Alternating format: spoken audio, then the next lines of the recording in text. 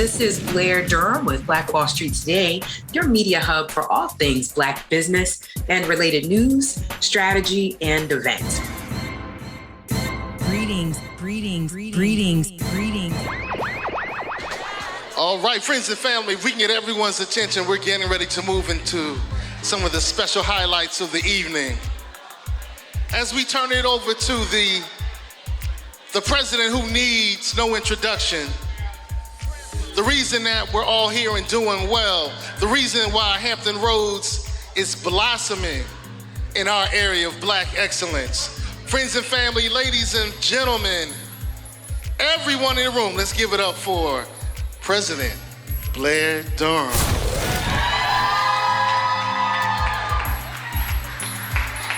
Welcome, thank you, Seiko, and I'd just like to say, welcome to Black Diamond Weekend. Woo! You might come on in. So, you're gonna hear a little bit of the story of the founding of Black Diamond Weekend with a special podcast segment in a moment. But to kick things off, we'd like to bring up the awesome mayor of this incredible city, Mayor Kenny Alexander, who happens to be a prominent Black business owner in Hampton Roads as well. Thank you, Blair. Thank you very much. Well, good evening. You guys so far away. I wish you guys were just closer, but it is what it is. Who's there to come closer? Come on, come closer. All right. Get all the secrets. When you come close, you get all the secrets. To be successful in business, you got to get close to the fire. Yeah. So, there we go. This is a winner. This is a winner. She's a winner. Let me just say how thrilled and how proud I am to be a part of the Black Diamond Weekend.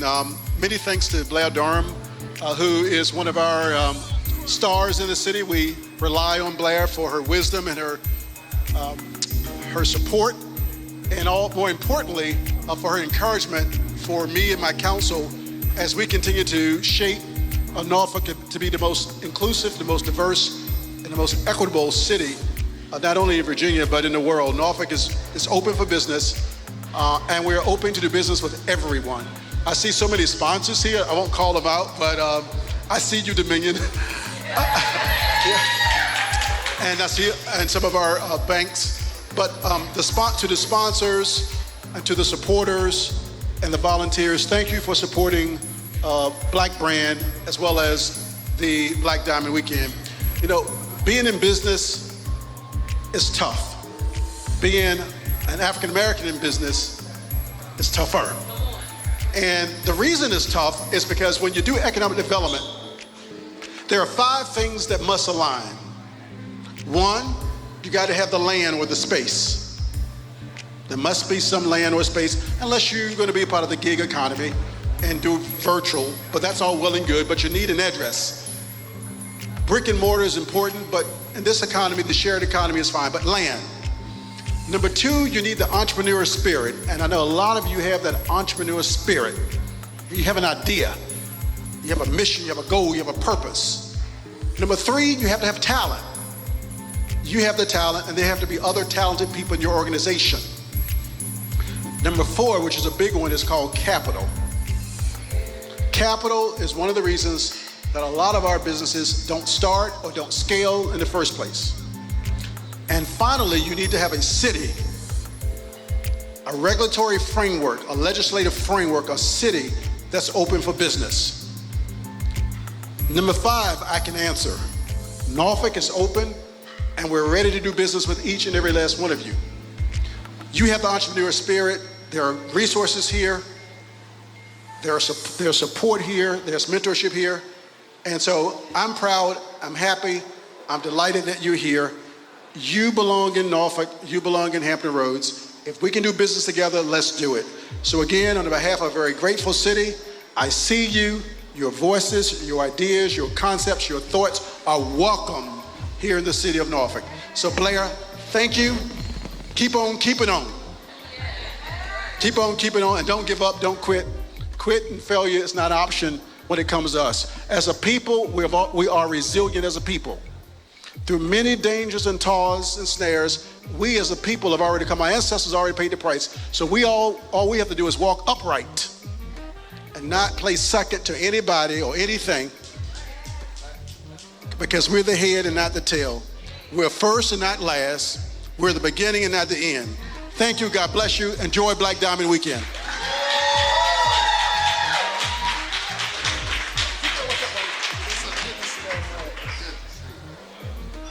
Incredible. Thank you for your words, sir, and for your leadership. We appreciate it. And quite frankly, that is why we are here in the city of Norfolk. Your leadership, I appreciate it. Hey, at this time, I want to bring up two awesome gentlemen that I had the pleasure of meeting for the first time last night, but whose work we follow extensively on social media. This is none other than the founders of Black Wealth Renaissance. Y'all give it up. Whoop, whoop. Excellent. So we're gonna have a little bit of fun as you continue to enjoy your drinks and your food. You guys ready? All right. If you want to get started right now. Hello, everyone. Thank you for having us, Norfolk. I just want to say, since we touched down, we've been feeling really warm and welcomed here. I just want to say thank you to everyone who's just been really inviting. My name is Jalen Clark. I am one of the founders of Black Wealth Renaissance. Our organization and our business, we have a focus on some of the same principles the mayor just was talking about. Really fostering that entrepreneur spirit, understanding that we are creative, that we are the best and the cream of the crop, but we also need to teach this to our kids. We need to show them that they're just not meant to be entertainers. They're not just meant to be athletes, but they can do so much more for themselves and for their communities. Yep. So my name is David Bellard. I'm also one of the founders of Black Wealth Renaissance. And our brand started about 4 years ago now. And we started, I know the mayor mentioned the city of location. We started at my boy grandma's house, right? In the back room, getting it out the mud, straight out of college. And from there, we've been able to grow to one of the premier business podcasts in the world. We have a social media platform that's impacted over 500,000 people just through content that we've been able to create online.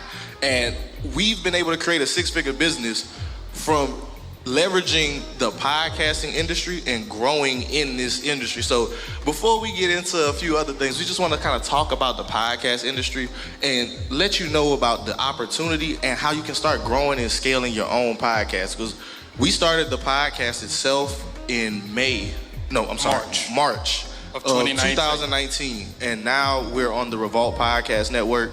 We're one of the premier shows on their network, and we're continuing to push out this message and continue to grow and scale our brand. So we just want to help people do the same. I do want to go into some of the opportunities into podcasting. It is an industry that has been around for quite some time, but people are actually starting to access and starting to tap into the podcasting realm. What's special about podcasting is it's completely auditorial, so it's different from actual social media and YouTube. You can just consume it while you're driving, while you're cooking, while you're working out, and you don't actually have to be fully attentive to the actual video content. You can really consume it while you're doing multiple things, right? And that's what makes this realm so special, because a person can do multiple things while consuming your content. And it gives business owners and sponsors the opportunity to really become authorities in a certain space on particular topics. So for a business owner, right? I know we met some CPAs, we met some lawyers today, right? Let's say you want to be a podcast who's talking about how to properly structure your business. And you can go through different business scenarios, and you can teach business owners, okay, this is how some of my clients may have failed. I would keep everything, discretionary. Don't put out any information that doesn't need to go out there. But you can use those case studies to build your following, and people can actually learn from past experiences. Once you start to grow and build that audience, now they're like, okay, I've seen what they've done, and they also gave me solutions.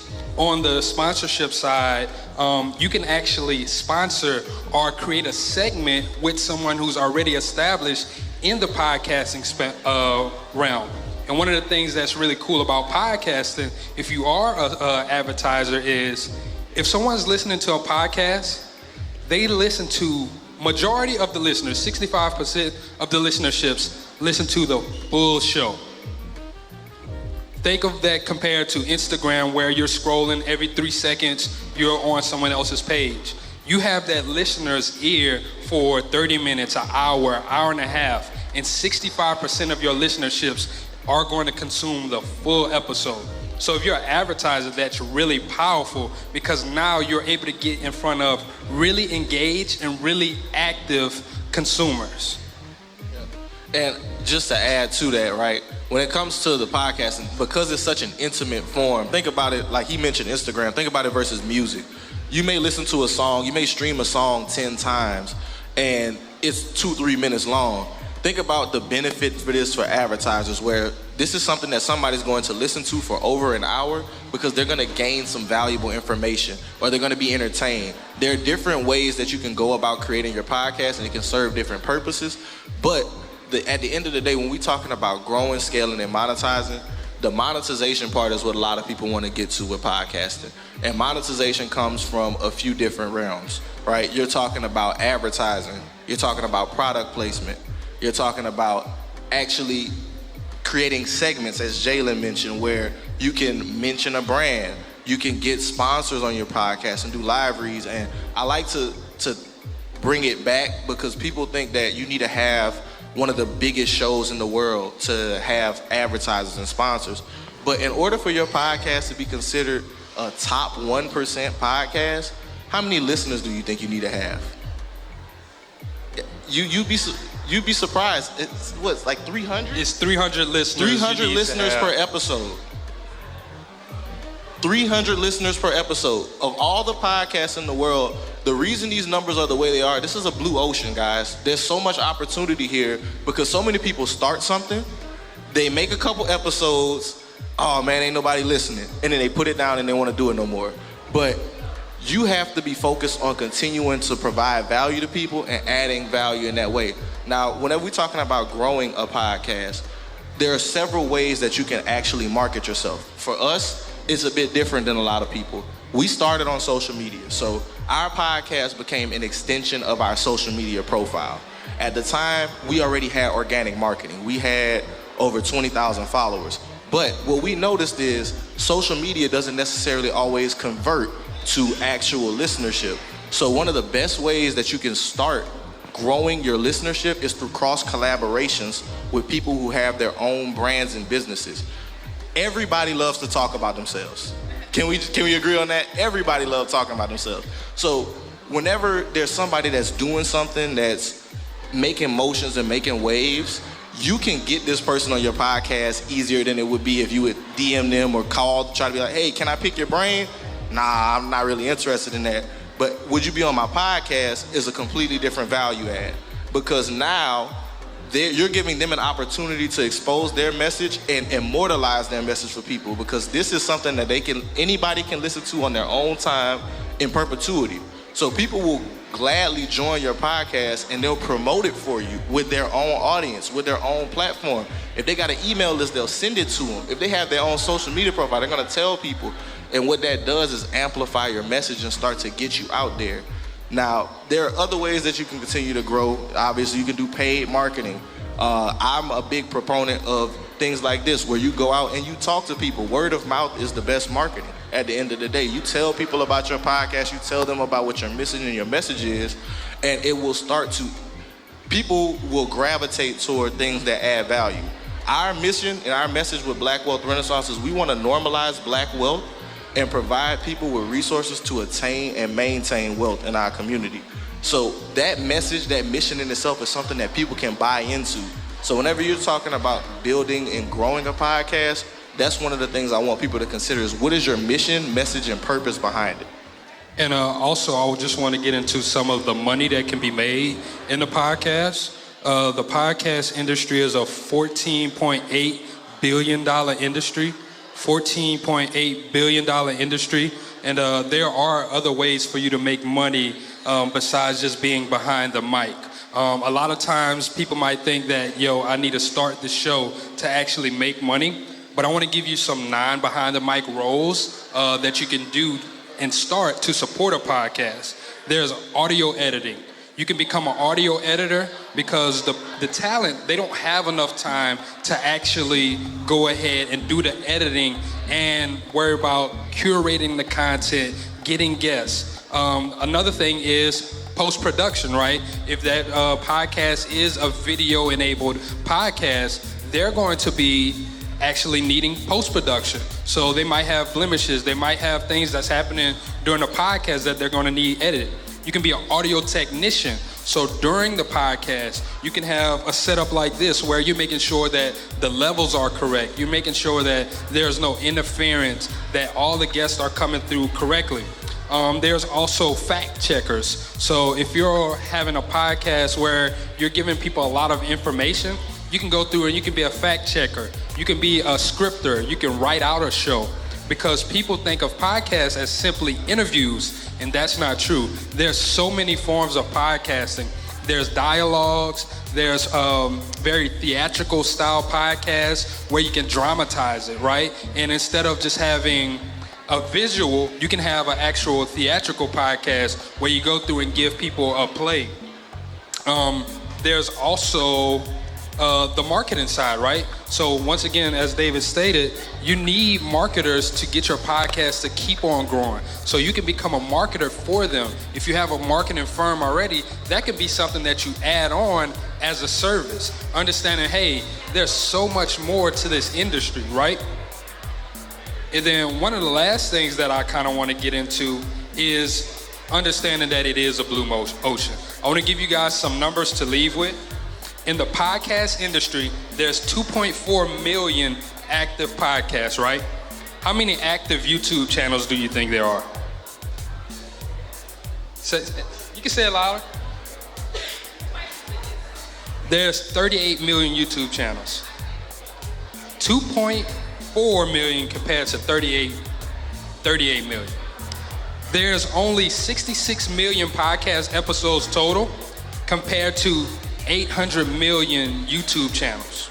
Videos. So it's so wide open that you can still get in, you can find your lane, and you can really dominate. And on that note, we're going to actually bring up Ms. Blair and her husband, Mr. Bashir, and we're going to talk about the beginnings of Black Brand and how Black Diamond Weekend became about. I'm gonna bump down, that way y'all can sit down next to each other. Yeah, that's fine. I'll hand you this one. These guys are amazing. Shout out to you all. Thank you. By the way, this is just the Black Brand way of doing things. We don't do anything unless there's some content. And have your beverages, have your meal. We're gonna have some content. I love y'all matching too. Y'all look amazing. Yeah. Excellence. Yes. Thank you guys so much for being here. You're welcome. Thank you for having us. Definitely appreciate you having us. So, Blair and Bashiri, just to get right into it, Black Brand is an amazing brand. I appreciate you all for bringing all these beautiful and amazing Black-owned businesses together and creating something in Norfolk for our people at Hampton Roads and really Virginia, creating a chamber of commerce to help businesses grow and scale. So I just want to ask you to get started, what was the origin and what made you even start to build this in this community? Babe, I'm gonna let you speak first. Oh. You see, she's breaching protocol. It's usually ladies first, but I understand because she's often with the mic, and I'm usually very comfortable in this space, but she's kind of got me a little jittery. Looking so wonderful to my right in this sorbet raspberry getup. Looking like some sorbet I'm ready to obey. You understand what I'm saying? Got me sweating hotter than a jalapeno hooker on a 90-day summertime. Oh my God, Lord have mercy. But it's definitely been a labor of love, and I appreciate all of you. This is definitely the pinnacle of what we do day in and day out. To see you all together and to congregate and you all kind of actualizing all of that innate genius and potential that is native to our melaninated experience, and then platforming that, and then understanding that the real currency is our connection, right? And the real revenue are our relationships. And so I'm definitely graced, and I'm definitely privileged to be sitting here with my illustrious wife and with you all here. And the beginning of Black Brand was it was born out of angst. It was born out of anger. It was born out of frustration with what we were seeing socially and what was being propagated on the media, and Black men, women, and children being victimized and gunned down, and just a burden that something needed to be done, and something that would be impactful, and something that would be lasting, and something that would have a legacy. And so we understood that there needed to be some kind of economic framing to bring solution to what we were seeing in our day-to-day experiences in our communities. And so rather than resting in anger and frustration, somewhere in between that mix, we found power, we found hope, we found the capability and the capacity to usher in a resolve that would be fruitful for those persons that we are connected with, and that's you all, right, even in this very moment. And so it was an idea, you know what I mean? I can remember we were sitting in our bedroom and looking at stats and just like, okay, there are issues in pockets of Hampton Roads, and I'm not even from Hampton Roads, I'm from New York, you know what I mean? But it was just, when we were exposed to what was happening in our communities, and we were trying to put our minds together, okay, how can we use our gifts? How can we employ our capacity and our capability to kind of speak to these situations that are native to us? And we had no idea we would meet you all. It was just a shot in the dark, you know what I mean? And now to see it come to fruition, and to see all the musicality of it, I'm gonna get poetic real quick, because I found that even in the entrepreneurial spaces, you find the music in the silence. That's where the music is at. It's in between all of the busyness of your work, your day-to-day grind. If you could find ways to have intermittent moments of solitude and Sabbath, and you're busy, you're gonna find something very musical. You're gonna find something that's going to be nourishing. And I think that's what I found even in just connecting with my wife and understanding that she has a role to play in the division of labor, and that rhythm, and understanding that it's gonna require late evenings, and it's gonna require her calling audibles, and me being able to be flexible and not get into my ego, like, woman, you need to be here, you know what I'm saying?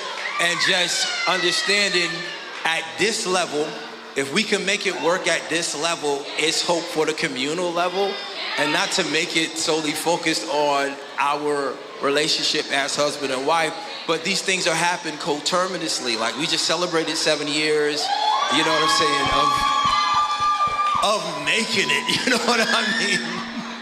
And, and not always being rosy, you know what I mean? And dealing with the thorns that come with the budding of a flower, and understanding that these things are part and parcel of a wide range and gamut of experiences that are going to be fruitful. And she's looking at me, she gave me the eye because she knows that you probably shouldn't give me a mic. You probably noticed that by now. But I'm gonna pass this mic to my wife, but I'm gonna say this, when you are secure in yourselves, Black people, Black entrepreneurs, Black dreamers, and you no longer need the validation of an external currency, that's when we're gonna find the wealth. That's where we're gonna find the real freedom, you understand?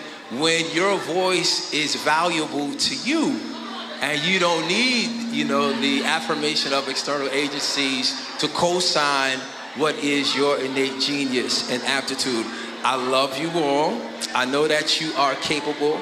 I know that you are adept. I know that you are assiduous. I know that you have capacity even beyond your own consciousness. And that's kind of why we got into Black Brand. That's why we did what we did, because it was like, how can we get our people to see themselves the way we see them? You know what I mean? And so I hope that what you experience even in the weekend is just this mirror where you see yourself as the giant, where you see yourself as the majority, you know, where you see yourself as the powerhouses that I know that you are. And I'm gonna pass this to my wife because I can go. Love you guys. Thank you for this time. What in the world? I love it. It was his words and his poetry for me. It was. And like sometimes they get on my nerves, but if he hadn't been writing poems about Black liberation when we met at National Counseling Group during orientation, then we would not have gotten married and we would not have started Black Brand. Like, our whole relationship has been Black Brand. So, thank you, babe. Yeah. We're gonna keep this. Can we get like another 5 more minutes of this? Okay. Mm-hmm. So I just want to speak about some of the challenges that you face to build such a positive and powerful brand. A lot of people love to look at success, but they don't understand some of the challenges and some of the hurdles that you have to cross to actually get to this level of success. What would you say would be your most challenging obstacle you had to face while building Black Brand? Big question. I think we might have different responses. The first I'd say is internal. Just like, who wakes up and decides that they in fact are the Black Chamber of Commerce and are then going to like articulate that as fact without any members, without any money, without a space, right? That was how crazy we were. And others in this room that, you know what I mean, saw the vision. That audacity, and then the continued audacity when it seemed like it was taking longer than we felt like it should take. That's a big one. Having that vision and being willing to keep articulating it before it manifests. Big challenge. I would add to that, it was almost an act of ignorance. And I was sharing with these brothers earlier, like, if we knew what it would have costed, we probably would not have done it. But ignorance was bliss, and it served us well in that instance because we had this dream. And I'm a very macro person. And so I see the big picture. And we're complementary that way because she sees the day-to-day. So she pulls me into reality. I pull her into dream spaces, and we just kind of feed each other that way. But the major challenges, I would say, is understanding that we don't have to demonize our differences, and we don't have to be antagonistic, but we can be complementary, you know what I mean? And there's value in her perspective, and there's value in my perspective, and we can meet at that happy median, and that's where, again, the music and the magic can occur, you know what I mean? When we're not at each other's throats because we might see things a little differently. Like, what's part and parcel to our survival as a group is that we're not monotonal in our vision and in our capacity to see. But because we are variegated in our ability to envision and to dream, then we have options. And options means freedom. Freedom means life. And when we're able to get to a space where we can venerate those aspects of ourselves that are different as nourishing pockets of peace and prosperity and of power, I don't think there's any challenge that we can't overcome.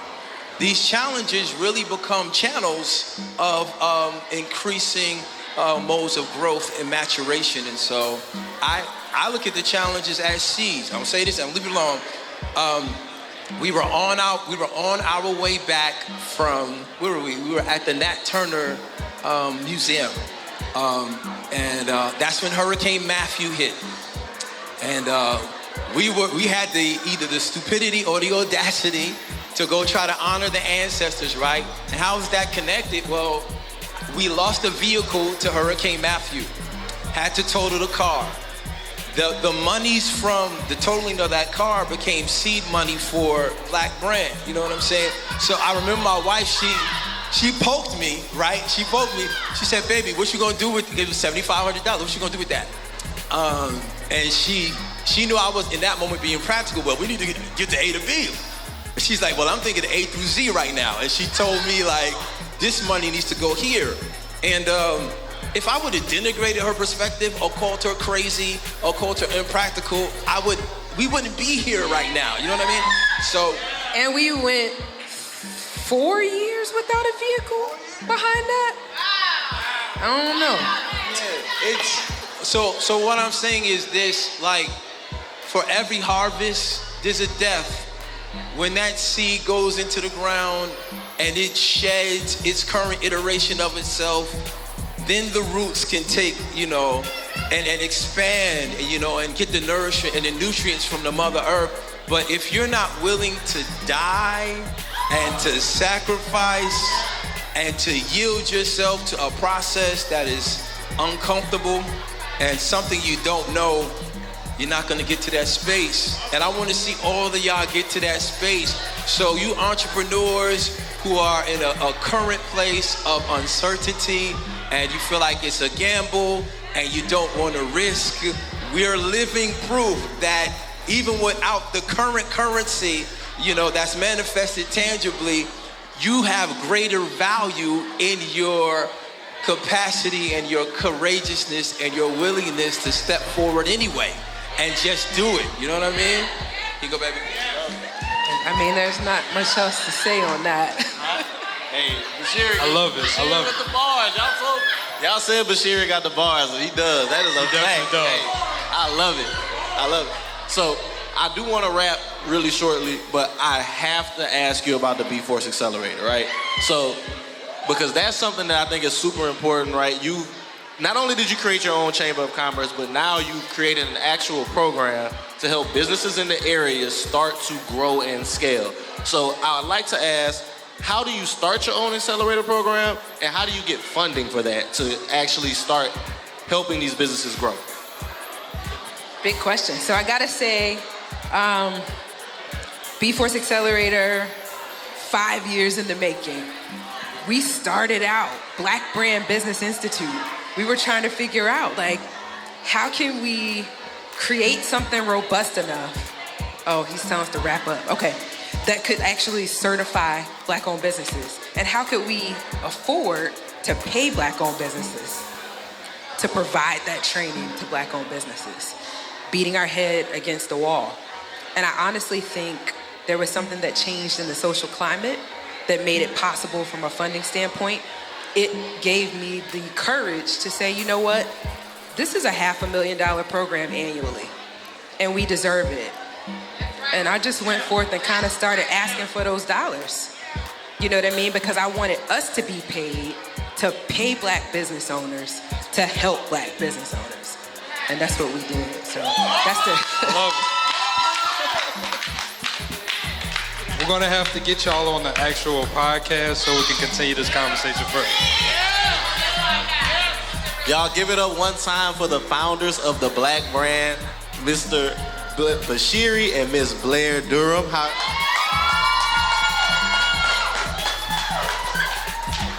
I love it. So this is David Bellard, and that's my partner, Jalen Clark. We are Black Wealth Renaissance. And y'all continue to enjoy the night. I look forward to networking with you all. Y'all get a drink, eat some food, and let's have a good time. Yes, sir. Black Diamond Weekend.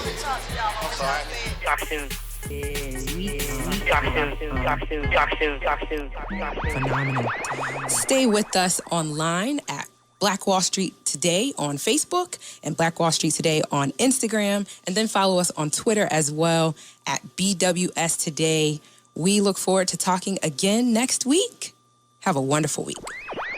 I have said and I will continue to say that the most important priority for the Black community is the Black community, not a particular political party. Hey, yo, when I say black, you say Wall Street.